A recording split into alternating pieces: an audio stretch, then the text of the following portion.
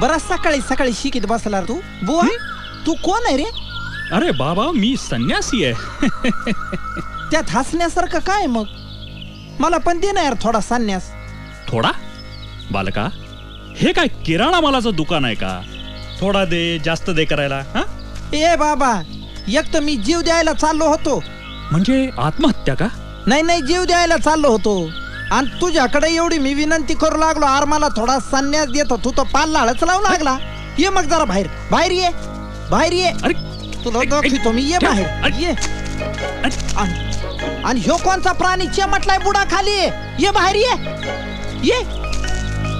काय चाललंय रे? बुवा तुझं गाव कोणचं आहे रे? माझं गाव? हा, अरे ठाई ठाई आमचं गाव. ठाई ठाई गाव कुठं आलं हे?